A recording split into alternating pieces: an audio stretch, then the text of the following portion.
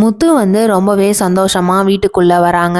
அப்பா, நான் ஒரு ஃபார்ம் எடுத்துட்டு வந்திருக்கேன். அதுல கையெழுத்து மட்டும் போட்டு கொடுத்தீங்கன்னா போதும் அப்படின்னு சொன்ன உடனே அண்ணாமலை இருந்துகிட்டு எதுக்குடா அந்த ஃபார்ம் அப்படின்னு சொல்லி கேக்குறாங்க. அப்பா, நம்ம எல்லாரும் மலேசியா கிளம்பி போறோம். ரோஹிணிக்கு இது கேட்ட உடனே ரொம்பவே அதிர்ச்சி ஆயிடுறாங்க. வெளியில வந்துட்டு இப்ப எதுக்கு எல்லாரும் மலேசியா போறீங்கன்னு எனக்கு தெரியல அப்படின்னு சொல்றாங்க. அதுக்கு முத்து இருந்துகிட்டு, என்ன பார்லர் அம்மா, உங்க அப்பாவை பார்க்கறதுக்காக தான் நாங்க போறோம். எங்களுக்கும் கொஞ்சம் வேலை இருக்கு, அந்த வேலையை முடிச்சுட்டு வரலான்ட்டு தான். அண்ணாமலை வந்துட்டு, நம்மள்ட்ட ஏற்கனவே காசு இல்லடா, இதுல வேற இதுக்கு தேவையில்லாம செலவு தானே அப்படின்னு சொல்றாங்க.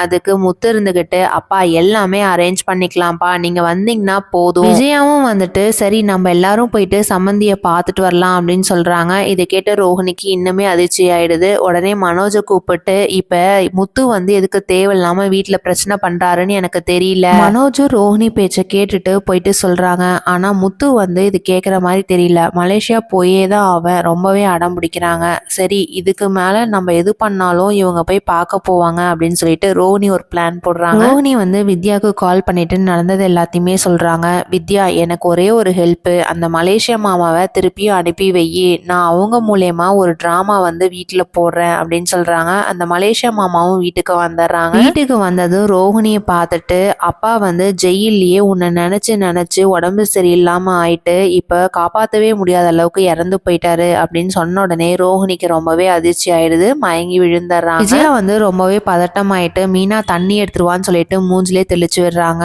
ரோஹிணி எழுந்திரிச்சிடுறாங்க.